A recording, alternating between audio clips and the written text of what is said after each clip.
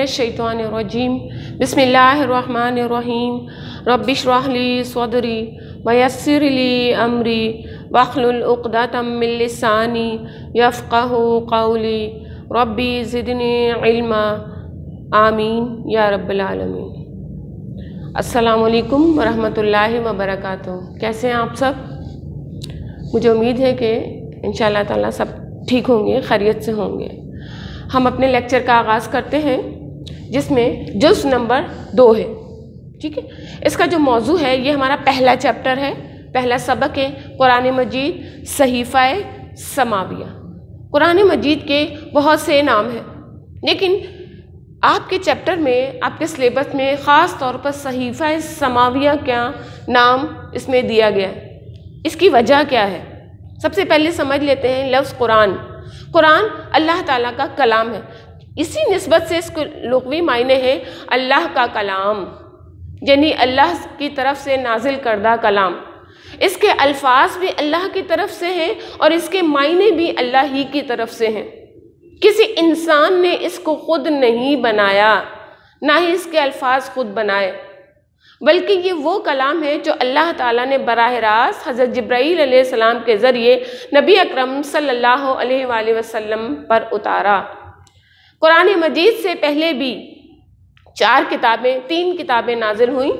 तौरात जो हज़रत मूसा अलैहिस्सलाम पर नाजिल हुई, ज़बूर हज़रत दाऊद अलैहिस्सलाम पर नाजिल हुई, इंजील हज़रत ईसा अलैहिस्सलाम पर, और आखिर में कुरान मजीद हज़रत मोहम्मद सल्लल्लाहु अलैहि वसल्लम पर नाजिल हुआ। ये जो कलाम नाजिल हुआ करते थे, ये जो किताबें नाजिल हुआ करती थी, ये सहीफ़ों की सूरत में नाजिल होती थी। सहीफ़ा कहते हैं एक पेज को, एक सफ़े को। जब ये सफ़े कंपाइल हो जाते हैं, जमा हो जाते हैं, तो फिर ये कंप्लीट सहीफ़े कहलाते हैं। समाविया, समा के मायने होते हैं आसमान, तो समाविया ये आसमान ही से, समा ही से निकला है, इस वजह से इसको कहा गया सहीफ़ा समाविया। ये अरबी का लफ्ज़ है, यानी आसमान से उतरे हुए सफ़ात।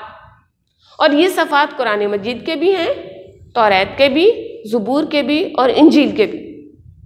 तो इस निस्बत से इसके लुग़वी मायने, यानी डिक्शनरी के जो मायने हैं, वो अल्लाह का कलाम है। दूसरे जो इसके मायने हैं कुरान के, ये है बार बार पढ़ी जाने वाली किताब। ये वो वाहिद किताब है जो पूरी दुनिया में बार बार पढ़ी जाती है। अल्लाह ताला ने इसका मौजू इंसान रखा है। अल्लाह ताला इसमें मुझसे और आपसे मुखातिब है। आप देखिए, मैं आपको एक मिसाल देती हूँ। अगर आप कोई किसी शॉप से मशीन ख़रीदते हैं, वॉशिंग मशीन लेते हैं या चॉपर लेते हैं, या फिर आप कोई भी ऐसी सिलाई मशीन लेते हैं, तो आपने देखा होगा उसके साथ एक बुकलेट मिलती है जिसमें सारी इंस्ट्रक्शंस होती हैं कि आप इस मशीन को किस तरह से यूज़ करेंगे, कैसे इसका इस्तेमाल होगा, किस तरह से, अगर उसमें बटन्स हैं, सिस्टम्स हैं, तो वो किस तरह से यूज़ होंगे। अगर आप उस बुकलेट के बगैर मशीन को इस्तेमाल करेंगे तो वो मशीन ख़राब हो जाएगी, लेकिन अगर आप उस बुकलेट के अकॉर्डिंग उस मशीन को इस्तेमाल करेंगे तो आप प्रॉपर तरीके से उस मशीन को चला सकते हैं, उससे फ़ायदा उठा सकते हैं। तो देखें, ये हमारा वजूद, ये हमारी पूरी बॉडी, हमारा जिस्म, ये भी एक मशीन है, ये भी एक पूरी फैक्ट्री है।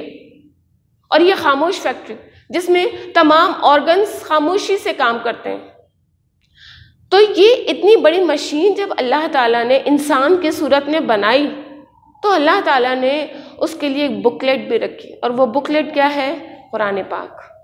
अगर हम अपनी ज़िंदगी को इस बुकलेट के मुताबिक, इस कुरान पाक के मुताबिक गुजारते हैं, तो हमारी ज़िंदगी सही गुजरती है। हमारी ज़िंदगी की मशीन, हमारी पूरा जो एक लाइफ स्टाइल है, ये लाइफ प्रोसेस है, वो उसके मुताबिक गुजरेगा तो हमारी ज़िंदगी अच्छी चलेगी, अच्छी गुजरेगी।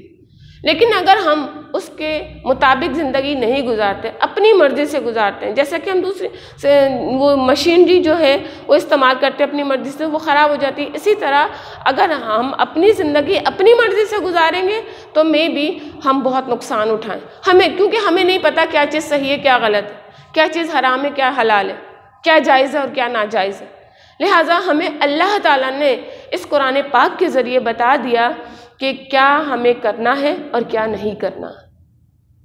आप देखें कुरान पाक अरबी में नाजिल हुआ और ये अरबी ज़ुबान में हर मुल्क में पढ़ा जाता है। जो इससे हिदायत हासिल करना चाहता है वो अपनी मदर टंग, अपनी मादरी ज़बान में इसको पढ़ता है। लेकिन जिनकी अरबी ज़बान है, मदर टंग ही अरबी है, तो वो उसको आसानी से समझ लेते हैं। लेकिन हमारे लिए इसको आसानी से समझना मुमकिन नहीं है, तो उसके लिए हमें या तो अरबी सीखनी होगी या फिर हमें उसका तर्जुमा पढ़ना होगा। तो आप देखें हमारे घरों में, तकरीबन सभी के घरों में कुरान पाक तर्जुमे के साथ मौजूद है। और हम देखें रमज़ान के अलावा भी आम दिनों में, रमज़ान में तो हम पढ़ते ही हैं, आम दिनों में भी हम कुरान पाक को अरबी में पढ़ते हैं और अल्लाह ताला ने इसका अजर रखा है। और हम जितनी बार भी कुरान पाक पढ़ते हैं, जितने भी अल्फाज पढ़ते हैं, एक एक लफ्ज़ पे हमें 10-10 नेकियां मिलती हैं। और ये वो किताब है जिसको बार बार पढ़ने का दिल चाहता है। जब ये कंप्लीट हो जाती है फिर हम दोबारा शुरू कर देते हैं, फिर कंप्लीट हो जाती है फिर हम दोबारा शुरू कर देते हैं। उमूमन रमज़ान में ज़्यादातर ये पढ़ी जाती है। लेकिन इसका हक हम कब अदा करेंगे? जब हम इसको पढ़ेंगे, इस पर अमल करेंगे और इसको आगे तक पहुंचाएंगे, दूसरों तक पहुंचाएंगे इसका पैगाम। फिर आगे देखिए इसके इस्तिलाही मायने। अल्लाह ताला ने जितने भी पैगंबर दुनिया में भेजे, यानी पैगंबर अल्लाह का पैगाम पहुंचाने वाले, उनमें अंबिया अलैहिस्सलाम भी थे और रसूल भी थे। उन सब के ऊपर तो नहीं, लेकिन चंद के ऊपर किताबें नाजिल हुई जो रसूल कहलाए। ये किताबें सहीफ़ों की सूरत में भी नाजिल हुई और वही खफ़ी की सूरत में भी नाजिल हुई। कुरान पाक में वही का लफ्ज़ 3 मायनों में इस्तेमाल हुआ है और ये वही 3 तरह से नाजिल होती थी। नंबर 1, या तो अल्लाह ताला फरिश्ते यानी हज़रत जिब्राईल अलैहिस्सलाम के ज़रिए बराह रास्त नबी के ऊपर नाजिल फरमाते थे। नबी अकरम सल्लल्लाहु अलैहि वसल्लम के हवाले से हम बात कर लेते हैं। नंबर 2, या फिर रसूल अकरम सल्लल्लाहु अलैहि वसल्लम के दिल पर डायरेक्ट वही नाजिल हुआ करती थी, या फिर अल्लाह ताला पर्दे के पीछे से सुनवा दिया करता था। यानी हज़रत जिब्राईल अलैहिस्सलाम खुद नहीं आते थे, सिर्फ आवाज़ आती थी और आप सल्लल्लाहु अलैहि वसल्लम उसको याद कर लिया करते थे। तो ये 3 तरह से वही का नुज़ूल हुआ करता था। फिर आप देखें इसकी तारीफ़ क्या है कुरान पाक की। बेहतरीन चीज़ क्या है कि अल्लाह ताला ने इसकी हिफाजत की जिम्मेदारी खुद अपने पास रखी है। कोई भी इसमें एक हुर्फ भी तब्दील नहीं कर सकता और ना ही कर सकेगा। हुर्फ बहुर्फ अल्लाह ताला ने नबी अकरम सल्लल्लाहु अलैहि वसल्लम के दौर से लेके आज तक इसको सलामत रखा है, क्योंकि अल्लाह ने खुद इसकी हिफाजत का जिम्मे लिया है।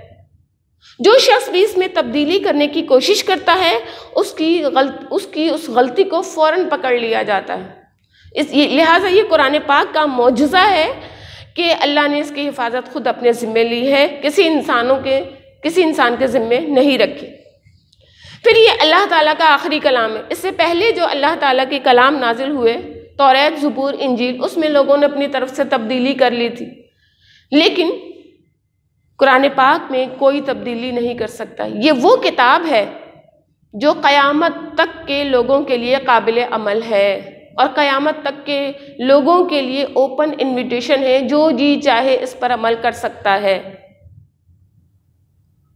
तो देखिए ये इतनी अहम किताब, इसके बारे में हमने इसको समझा तो अब हमने इसको पढ़ना भी है, इसको सीखना भी है और इस पर अमल भी करना है।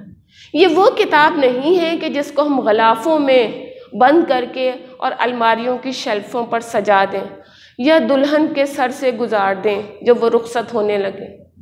कुरान इसलिए नाजिल नहीं हुआ, याद रखिएगा, कुरान इसलिए नाजिल हुआ है ताकि हम उस पर अमल करके अपनी ज़िंदगी को कामयाब बना सकें और अल्लाह को राज़ी कर सकें। अल्लाह ताला ने ये हमारे लिए सिराते मुस्तकीम रखा है, दुरुस्त रास्ता जिस पर अमल करके हम जन्नत हासिल कर सकते हैं। लेकिन अगर हमने इसको छोड़ दिया तो फिर हमारे लिए जहन्नुम तैयार है। हमने वो रास्ता इख्तियार नहीं करना, बल्कि अल्लाह ने जो हमें हुक्म दिया है, वअतसिमू बिहब्लिल्लाहि जमीअन वला तफर्रकू, और अल्लाह की रस्सी यानी कुरान पाक को मजबूती से थाम लो और आपस में फूट ना डालो। अल्लाह की रस्सी से मुराद कुरान पाक का हर हुक्म है जो अल्लाह ने मेरे और आपके लिए रखा है। अल्लाह ताला हमें उस पर अमल करने और कुरान पाक से हिदायत हासिल करने की तौफीक अता फ़रमाए। आमीन या रब्बल आलमीन। अस्सलामु अलैकुम व रहमतुल्लाहि व बरकातुहू।